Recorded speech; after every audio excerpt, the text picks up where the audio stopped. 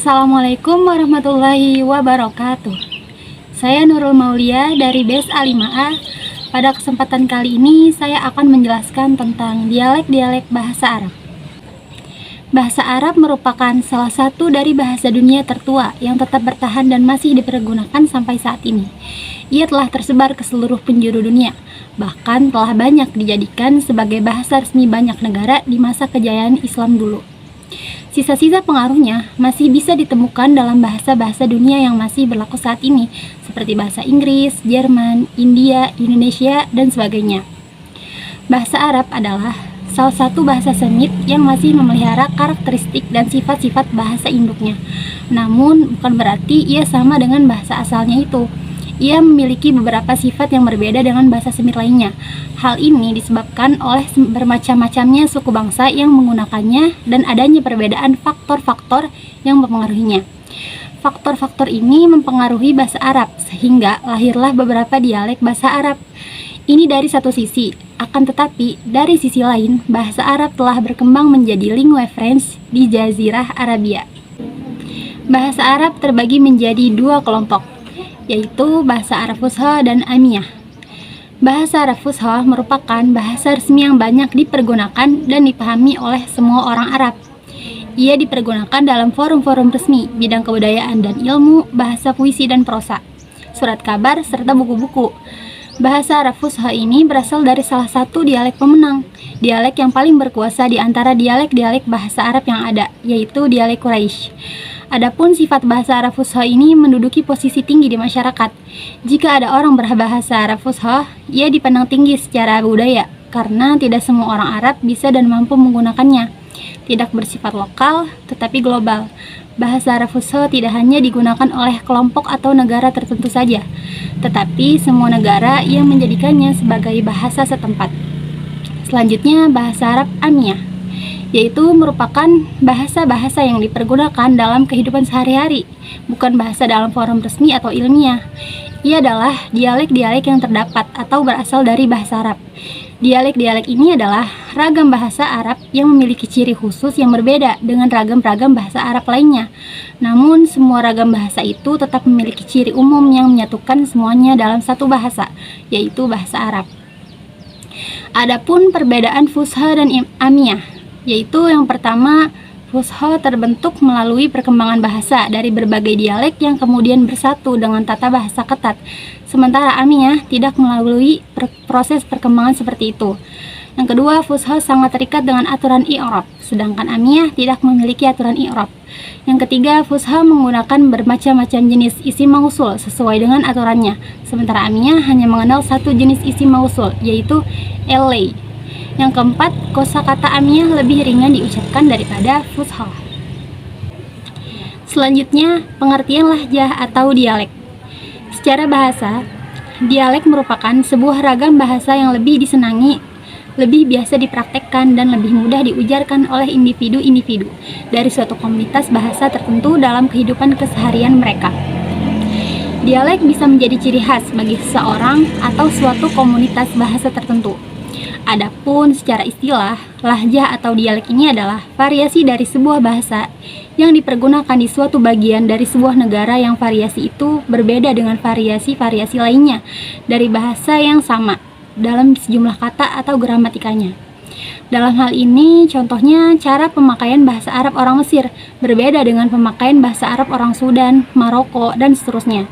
Meskipun di antara semua cara pemakaian bahasa ini terhimpun sifat-sifat dan ciri-ciri kebahasaan yang bersifat umum yang menjadikannya dalam satu bingkai bahasa, yaitu bahasa Arab. Misalnya orang Mesir menyebut tilifun, sedangkan orang Teluk menyebutnya hatifun untuk menunjuk alat komunikasi yang sudah dikenal secara umum. Selanjutnya, kemunculan berbagai macam dialek. Secara umum, ada satu faktor mendasar yang menyebabkan timbulnya berbagai macam dialek dalam satu bahasa, yaitu tersebar luasnya suatu bahasa dan dipergunakannya oleh banyak orang. Seperti yang dijelaskan oleh Wahfi, sudah menjadi ketentuan dalam undang-undang bahasa bahwa ketika sebuah bahasa telah menyebar luas dan dipergunakan oleh berbagai macam kelompok manusia, maka mustahil bagi bahasa tersebut untuk tetap menjaga keutuhan atau kesatuan bahasanya yang semula untuk jangka waktu yang lama. bahasa tersebut tidak lama lagi pasti akan bercerai-berai menjadi berbagai macam dialek. Setiap dialek pun selanjutnya berkembang melalui jalan yang berbeda-beda. Jarak perbedaan itu senantiasa melebar dan melebar di antara satu dialek dengan dialek lainnya, hingga menjadi bahasa berbeda dan berdiri sendiri yang tidak dipahami, kecuali oleh pemiliknya. Selanjutnya, sebab-sebab perbedaan dialek, yaitu perkembangan dialek-dialek yang timbul dari satu bahasa karena melalui proses dan pengaruh bahasa yang berbeda-beda, maka berakibat pula pada perbedaan dialek tersebut. Banyak faktor yang bisa menyebabkan suatu dialek berbeda dengan dialek lainnya. Di antara faktor-faktor yang menyebabkan perbedaan itu antara lain adalah lingkungan, jauhnya tempat tinggal, sarana-sarana kehidupan, perbedaan dunia yang dilihat, perbedaan cara memahami dan berbicara. Selain itu, penyebab-penyebab perbedaan dialek bahasa Arab adalah terisolirnya antara suku yang satu dengan suku yang lainnya, kurangnya sarana-sarana perhubungan di antara mereka. Selain itu, adanya cacat bawaan yang berkaitan dengan proses kebahasaan seperti tidak bisa mendengar dan mengucapkan. Selanjutnya, banyak seruan untuk menyuruh menggunakan bahasa amiyah. Yang pertama, karena bahasa Arab Fusha adalah bahasa generasi terdahulu yang sulit digunakan pada masa sekarang. Sulit dipelajari dan diajarkan karena faktor nahu, sorof, dan kosakatanya. Berbeda dengan amiyah yang mudah dilafalkan dan tidak ada aturan i'rabnya. Yang kedua, karena banyak kaum muslimin di belahan dunia yang tidak menggunakan bahasa Arab sebagai bahasa komunikasi lisan dan tulis, sehingga tidak ada hubungan antara mereka dengan Arab Fusha. Adapun bahasa Al-Quran, maka tokoh agama dan ahli bahasa saja yang mendalaminya. Yang ketiga, mempelajari Fusha beserta tata aturannya menjadi sia-sia jika amiyah digunakan dalam jangka waktu yang lama. Yang keempat, di antara sebab utama kemunduran bangsa Arab adalah adanya perbedaan antara bahasa lisan dengan bahasa tulis. Karena kenyataannya, masyarakat Arab sehari-hari menggunakan amiyah, sementara kitab-kitab dan surat resmi menggunakan Fusha. Jadi solusinya yaitu menggunakan amiyah dalam lisan maupun tulisan. Selanjutnya, penolakan terhadap bahasa Arab amiyah. Walaupun banyak sekali yang menyerukan untuk menggunakan bahasa Arab amiyah dalam kehidupan sehari-hari, dan sekuat apapun argumentasi yang dikemukakan oleh para pendukungnya, tetap saja penolakan terhadapnya juga besar. Yang termasuk alasan penolakannya itu adalah kenyataan bahwa bahasa Arab amiyah tergolong miskin kosakata. Kosakata yang dimilikinya tidak lebih dari apa yang hanya bisa memenuhi kebutuhan berbahasa sehari-hari, biasa dan ringan, sehingga tidak bisa memenuhi kebutuhan dalam level ilmiah dan sedikit serius. Tata bahasa atau struktur kalimatnya juga tergolong kacau dan tidak beraturan.